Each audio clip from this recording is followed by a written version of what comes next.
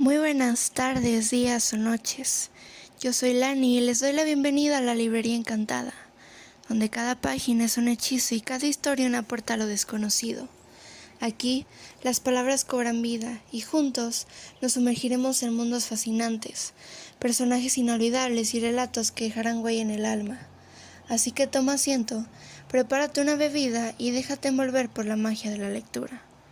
En esta ocasión, leeremos el capítulo 38 de una novela escrita por Louisa May Alcott, Mujercitas. Capítulo 38. Salirse del mundo.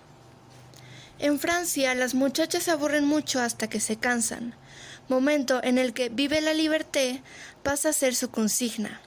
Como todo el mundo sabe, en Norteamérica, las muchachas firman primero su declaración de independencia y disfrutan de la libertad con republicano entusiasmo, pero cuando se casan abdican en favor de su primer vástago y viven más encerradas que una monja de clausura francesa, aunque eso sí, sin el voto de silencio. Les guste o no, lo cierto es que una vez superada la emoción de la boda, la mayoría de las jóvenes recién casadas quedan prácticamente arrinconadas y, como hacía recientemente una hermosa mujer que conocemos, bien comentan con lástima: estoy más guapa que nunca, pero nadie se fija en mí porque estoy casada. Al no ser reina de ningún baile ni una dama elegante, Meg no conoció esa pena hasta que sus hijos cumplieron 1 año, porque en su pequeño universo imperaban costumbres ancestrales que la hacían sentirse más admirada y amada que nunca. Como era una joven muy femenina y tenía un instinto maternal muy fuerte, se dedicaba en cuerpo y alma a sus hijos, excluyendo toda actividad y relación. Los atendía como una gallina en polla día y noche con incansable entrega y ansia, y había abandonado el cuidado de John en las tiernas manos del servicio. En aquel momento la intendencia corría a cargo de una criada irlandesa. John, que era un hombre muy hogareño, echaba de menos las atenciones de su mujer, a la que le tenía acostumbrado, pero como adoraba a sus 2 hijos, aceptaba de buen grado sacrificar temporalmente su comodidad, porque en una clara muestra de ingenuidad masculina, estaba convencido de que el agua no tardaría en volver a su sauce. Sin embargo, 3 meses después del nacimiento de los niños, todo seguía igual. Meg estaba cansada y nerviosa. Los niños consumían todo su tiempo, la casa descuidada, y Kitty, la cocinera, que se tomaba las cosas con calma, le tenía prácticamente a dieta. Por la mañana, John salía de casa abrumado por el sinfín de pequeños encargos que le hacía la cautiva mamá. Si por la noche volvía contento, ansioso por abrazar a su familia, su mujer le recibía con un «Chst, los niños han pasado un mal día y acaban de dormirse». Si proponía hacer algo entretenido en casa, Meg respondía: «No, que molestaríamos a los niños». Si insinuaba que fuesen a una conferencia o a un concierto, recibía una mirada de reprobación y una respuesta tajante: «¿Dejar a mis hijos para ir a divertirme? Jamás». Entre el llanto de los niños y las idas y venidas silenciosas de una figura fantasmagórica que velaba en las noches, John ya no recordaba lo que era dormir de un tirón. Tampoco le era posible comer sin interrupciones, pues su temperamental compañera le dejaba solo al menor atisbo de gorjeo de los pajarillos que ocupaban el nido escaleras arriba. Y al leer el periódico de la tarde, los cólicos de Demi se mezclaban con los embarques y las caídas de Daisy afectaban al precio de las acciones, porque a la señora Brock las únicas noticias que le interesaban eran las que tenían que ver con su hogar. El pobre hombre se sentía muy mal, porque sus hijos le habían despojado de su esposa. Su hogar se había convertido en una guardería, y las constantes peticiones de silencio le hacían sentir como un bárbaro profano en un recinto sagrado. Durante los primeros 6 meses soportó estoicamente la situación, pero al no apreciar signos de mejora, hizo lo que muchos otros padres exiliados: fue a buscar consuelo en otro lugar. Como Scott se había casado y vivía relativamente cerca de allí, John se acostumbró a visitarle durante un par de horas cada tarde, aprovechando el momento en el que en la sala de estar de su casa no había nadie, y su esposa estaba atareada cantando nanas que parecían no tener fin. La señora Scott era una joven alegre, bonita, cuya única ocupación era mostrarse encantadora, meta que cumplía con gran acierto. La sala de su casa estaba siempre bien iluminada y resultaba muy acogedora, con el tablero de ajedrez preparado, el piano afinado, una charla animada y una cena ligera presentada de forma tentadora.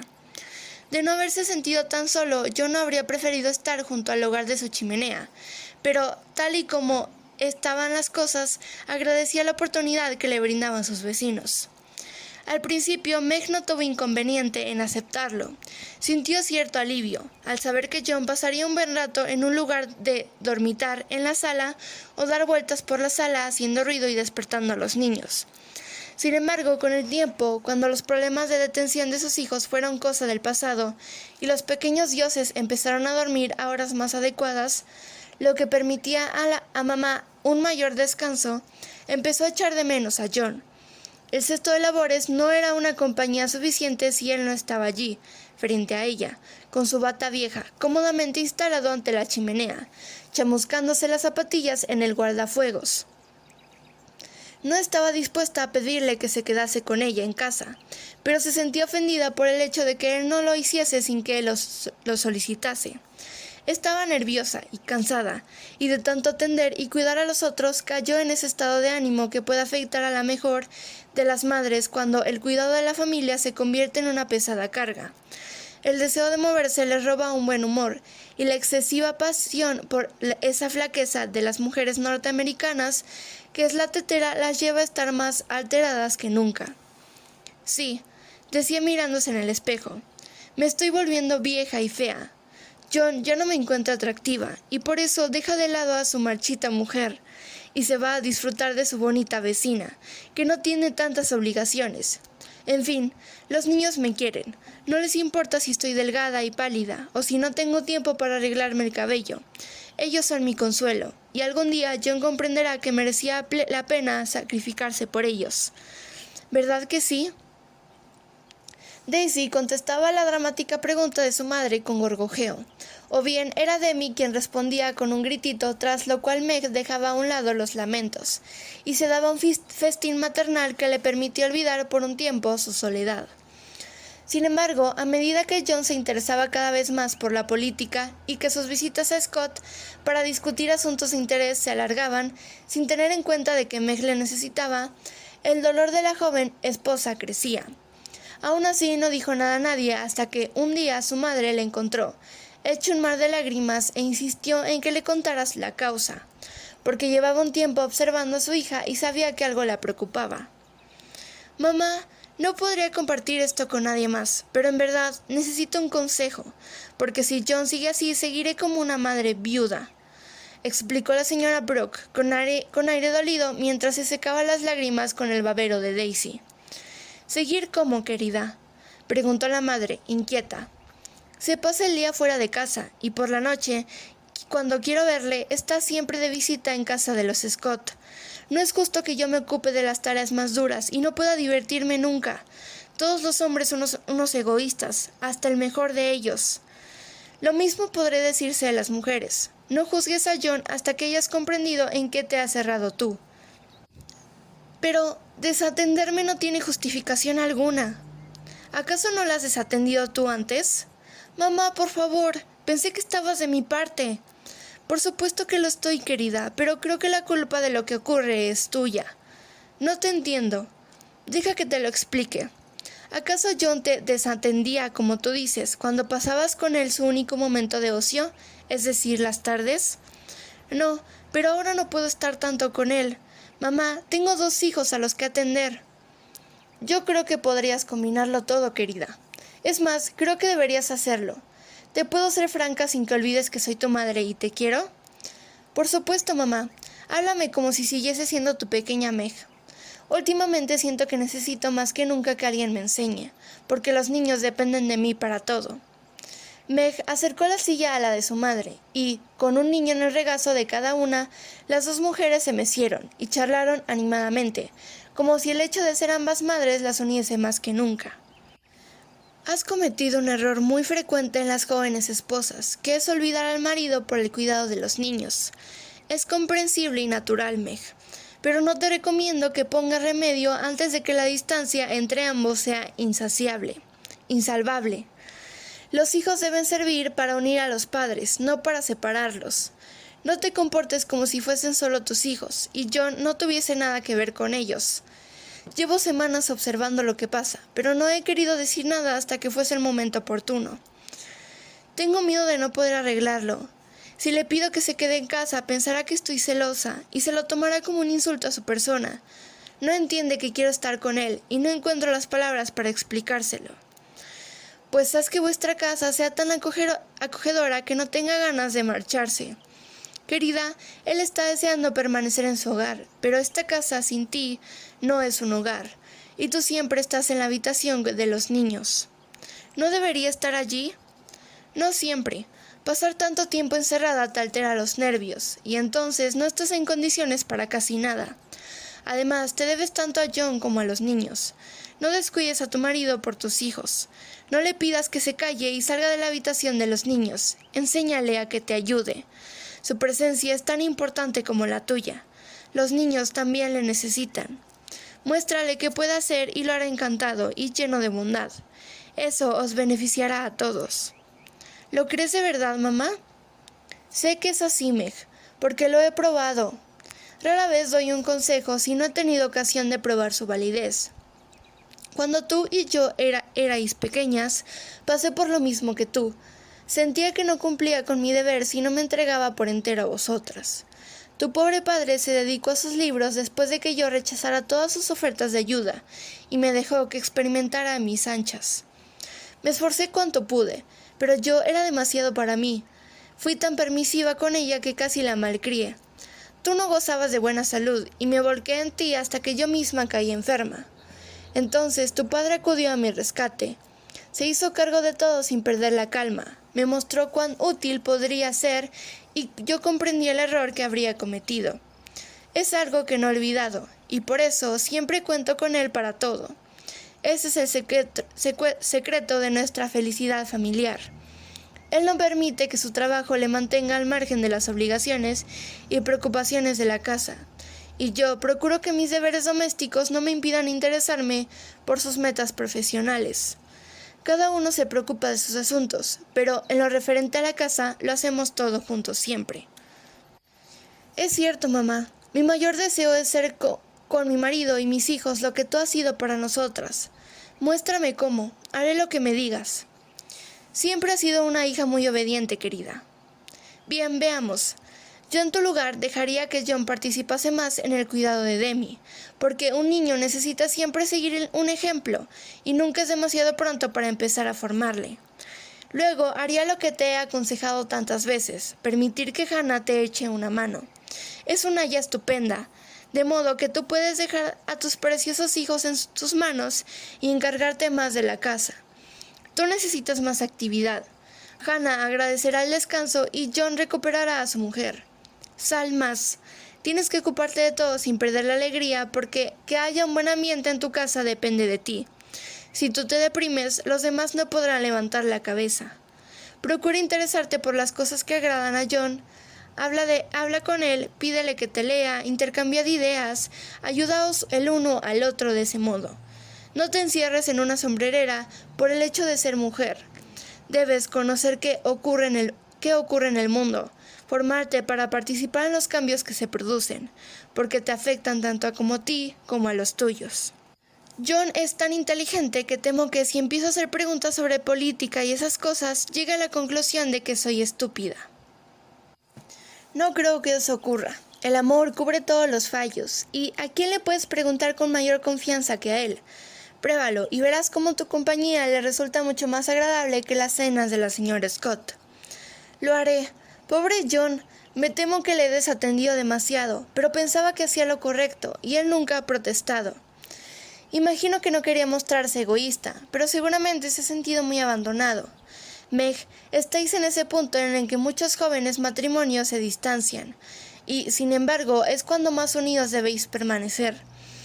La pasión inicial desaparece enseguida si no se lucha por mantenerla, y para unos padres no hay momento más dulce ni más hermoso que el primer año de sus hijos.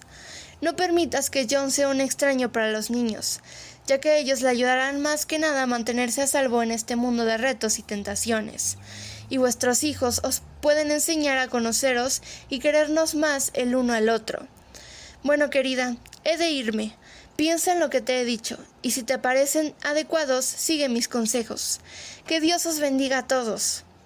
Meg reflexionó y decidió poner en práctica los consejos, aunque no fue fácil ni obtuvo los resultados previstos de inmediato. Los niños, que habían entendido hacía tiempo que llorando y pataleando conseguían lo que querían, se comportaban como los reyes de la casa y tiranizaban a su madre. A sus ojos, mamá era una esclava sumisa que les daba todos los caprichos, pero papá no era tan fácil de subyugar, y de vez en cuando hacía pasar un mal rato a su dulce esposa tratando de imponer un poco de disciplina a su díscolo hijo. Demi había heredado de su padre la firmeza de carácter, por no decir testarudez. Y cuando tomaba una determinación o quería algo, ni el ejército mejor armado podía convencerle de que cambiase de opinión. La madre consideraba que el niño necesitaba aprender a superar su rebeldía, pero el padre era de la opinión de lo que Demi precisaba era una buena dosis de disciplina. Así pues, el joven caballero Demi no tardó en comprender que, si se ensarzaba en una lucha con su padre, él llevaba las de perder. Sin embargo, al igual que los ingleses, el niño respetaba más a quienes eran capaces de vencerle, y por ello las negativas constantes de su padre le impresionaban más que las amorosas atenciones de su madre. Días después de la conversación con su madre, Meg decidió pasar una velada con John. Encargó una cena especial, ordenó la sala de estar, se arregló para estar guapa y acostó a los niños temprano para que nada interfiriese en su experimento. Pero por desgracia, Demi estaba radicalmente en contra del hecho de acostarse temprano, y acogió aquella noche para demandarse. Así pues, la pobre Meg no le quedó más remedio que cantar nanas, acunar, contar cuentos y probar cuantas estrategias para invitar al sueño. Todo en vano, porque Demi se negaba a cerrar sus grandes ojos. Cuando la tranquila Daisy llevaba horas durmiendo, el travieso Demi seguía tumbado con los ojos abiertos como platos, y, para la desesperación de su madre, cara de estar muy despejado. Ahora Demi se quedará quieto como un buen niño mientras mamá va abajo a servirle la cena a papá. ¿De acuerdo?, dijo Meg al oír que se abría la puerta del vestíbulo y que sonaban aquellos pasos que también conocía en dirección al comedor.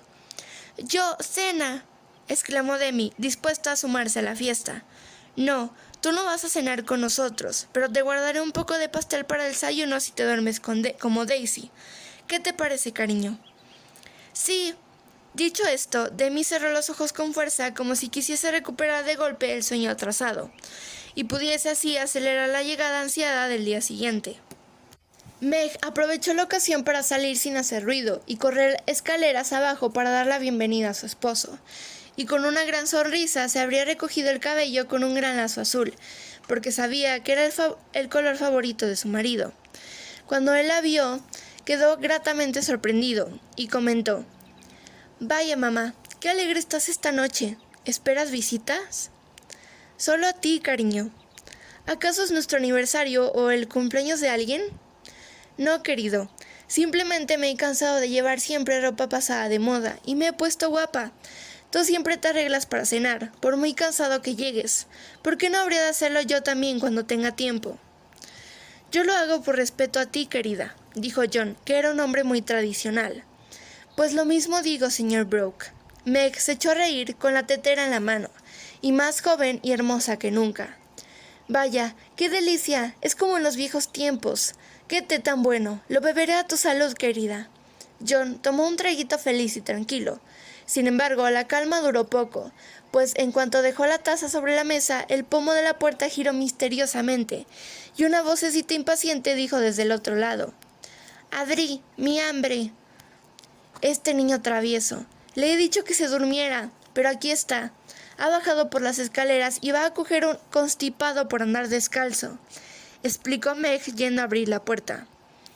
«Ya es mañana», anunció Demi con un tono alegre nada más entrar. Llevaba el camisón graciosamente enrollado alrededor de un brazo y los rizos se le movían traviesos mientras daba una vuelta a la mesa mirando con deleite los pastelitos. No, aún no es mañana. Vuelve a la cama y no le des más disgustos a mamá. Si me obedeces, te daré este pastelito que tiene azúcar por encima. «Me quiere papá», dijo el pillo, dispuesto a encaramarse al regazo de su padre y disfrutar de aquella alegría prohibida. Pero John meneó la cabeza y dijo a Meg: «Si le has dicho que se quede arriba y duerma, tienes que obligarle a que lo haga. De lo contrario, nunca aprenderá a respetarte». «Sí, tienes razón. Venga de mí». Meg acompañó a su hijo arriba, controlando a duras penas las ganas de dar un azote al aguafiestas que brincaba a su lado, convencido de que, una vez en su habitación, le entregarían el soborno. De hecho, el niño no sufrió desengaño alguno porque la incauta madre le dio el pastelillo, le acostó y le prohibió que diese más paseos aquella noche. «Sí», prometió Demi. Él perjuró, chupando el azúcar y el satisfecho del gran éxito de su primera incursión. Meg volvió a la sala y la cena transcurrió tranquilamente hasta que el pequeño fantasma volvió a entrar y descubrió el delito de su madre al pedir: «Mamá, mi más azúcar». «No, no lo permitiré», dijo John, reaccionando con dureza ante el pequeño pecador. «No volveremos a tener paz hasta que este malandrín aprenda a irse a la cama como Dios manda. Te has comportado como una esclava durante demasiado tiempo. Dale una buena lección y pon fin a esto. Llévale a la cama y déjale allí, Meg». «No se quedará, nunca lo hace, solo se dormirá si me siento a su lado». «Yo me encargo. Demi, ve arriba y métete a la cama como te lo ha pedido mamá». «No», gritó el joven rebelde, que cogió un pastelillo y se dispuso a darle el primer mordisco con tranquila audacia. «No contestes hacia tu padre. Si no vas, te llevaré yo». «Vete, mi no quiere papá», exclamó Demi, que corrió a buscar protección en las faldas de su madre. El refugio no le sirvió de nada, porque su madre le entregó al enemigo con la consigna: «No seas duro con él, John», para gran desesperación del acusado, porque si su madre le abandonaba en su suerte, entonces el día del juicio final había llegado. Despojado del pastelillo y aguda su fiesta, el niño subió tirado por la fuerte mano de su padre hasta la detestada cama. El pobre Demi, incapaz de controlar su cólera, desafió abiertamente a su padre, propinando patadas y lanzando gritos durante todo el trayecto. Cuando John le acostó, se levantó inmediatamente y corrió hacia la puerta, pero su padre le pilló por el extremo del largo camisón y volvió a meterlo en la cama. La escena se repitió varias veces, hasta que el audaz hombrecillo se dio por vencido y cambió de estrategia. Empezó a llorar a pleno pulmón. Normalmente esta técnica vocal daba resultados con Meg, pero John se mantuvo firme en el puesto como si fuese sordo, y Demi no tuvo ni mimos, ni azucarillos, ni nanas, ni cuentos. De hecho, su padre hasta le apagó la luz, de tal manera que el dormitorio quedó sumido en una profunda oscuridad, que solo rompía el rojo del fuego de la chimenea, que Demi contemplaba con más fascinación que miedo. La nueva situación le disgustaba de sobremanera, y para mostrarlo, llamaba a su madre con aullidos lastimeros, pues una vez pasada la rabia, el cautivo autócrata recordó con ansia las dulces atenciones de su madre. El plañido que sacudió al airado y ronco llanto le llegó al corazón a Meg, que corrió arriba y dijo en tono de súplica: «Deja que me quede con él, John, ahora se portará bien». «No, querida, le he dicho que debe dormirse, como tú le has pedido, y no lo hará aunque tenga que quedarme aquí toda la noche». «Pero se va a poner enfermo de tanto llorar», murmuró Meg, que se sentía culpable por haber abandonado a su hijo. «No, no lo hará, está muy cansado y no tardará en caer rendido. Entonces habremos zanjado el asunto para siempre, porque entenderá que tiene que atenerse a lo que digamos. No te metas, yo me ocupo». «Pero es mi hijo y no puedo permitir que lo haga sufrir con tu severidad». «También es hijo mío y no permitiré que lo malcríes con tu excesiva permisividad. Ve abajo, querida, y deja que yo me encargue del niño». Cuando John empleaba un tono imperativo, Meg siempre obedecía, y nunca se arrepentía de hacerle caso. «John, déjame al menos darle un beso». «Claro. Demi da las buenas noches a mamá para que vaya a descansar un poco, porque está agotada de cuidar de ti todo el día». Meg siempre sostuvo que aquel beso fue la victoria, porque después de dárselo, Demi lloró más quedo y permaneció muy quieto en el extremo de la cama, donde había llegado después de dar muchas vueltas movido por la angustia. Pobrecillo, ha caído rendido de sueño y de tanto llorar. Le taparé e iré a tranquilizar a Meg, pensó John, y echó un vistazo a la cama esperando encontrar a su pequeño rebelde profundamente dormido. Pero no fue así. En cuanto sintió a su padre cerca, Demi abrió los ojos como platos. La barbilla le tembló y estiró los brazos y dijo con un hípido de arrepentimiento: «Mi quiere papá ahora». Sentada en las escaleras fuera, Meg estaba intrigada por el largo silencio que había seguido al llanto ronco del niño, y tras imaginar toda clase de accidentes inverosímiles, decidió entrar en el dormitorio y calmar sus miedos. Demi se había quedado dormido, pero no en una postura habitual, con los brazos y piernas abiertos, sino acurrucado junto al brazo de su padre, al que cogía de un dedo, lo que demostraba que en el último momento John había decidido combinar firmeza y piedad para ayudar a dormir a su hijo, más triste y sabio una vez aprendida la dura lección. John había guardado con la paciencia propia de una mujer al que el niño le soltase el dedo, pero mientras aguardaba, él mismo se había dormido, agotado por la lucha con el pequeño y por el esfuerzo de una jornada de trabajo. Meg se quedó contemplando los dos rostros que descansaban sobre la almohada, sonrió y salió del dormitorio diciéndose satisfecha: «Ya nunca volverá a temer que John sea demasiado duro con los niños. Lo cierto es que sabe cómo tratarlos, y me será de gran ayuda, porque Demi es demasiado para mí». Cuando John bajó al fin, seguro de que encontraría a su esposa enfadada y pensativa, se llevó una agradable sorpresa al ver que Meg confeccionaba plácidamente un gorro. Le recibía alegremente y le pedía que le leyese algo sobre las lecciones, si no estaba demasiado cansado. John comprendió que vivía una revolución, pero sabiamente optó por no hacer preguntas, consciente de que Meg era capaz de guardar un secreto aunque le fuese la vida en ello. No tardaría en descubrirle los motivos del cambio. John leyó un largo debate con la mejor disposición y explicó a su esposa el tema con lúcida claridad, mientras Meg procuraba mostrar un vivo interés y plantear preguntas interesantes, a la par que su madre iba del estado de la nación al estado del gorro que estaba confeccionando.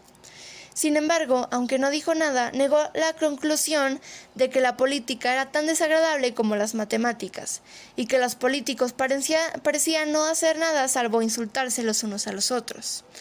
Se guardó para sí su femenina percepción del asunto, y cuando John hizo una pausa, meneó la cabeza y dijo, con lo que esperó sonase como una diplomática ambigüedad: «Verdaderamente no sé a dónde vamos a ir a parar».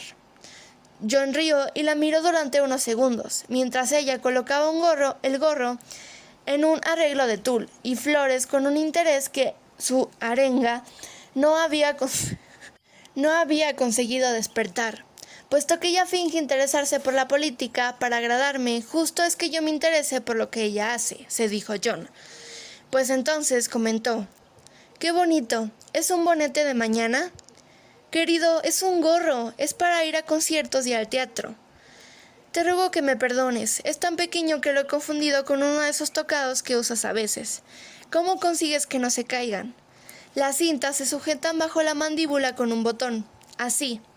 Para ilustrar sus palabras, Meg se puso el gorro y miró a su esposo con una satisfacción y serenidad que la hacían irresistible. «Es un gorro precioso, pero prefiero el rostro que enmarca porque ha recuperado la frescura y la belleza».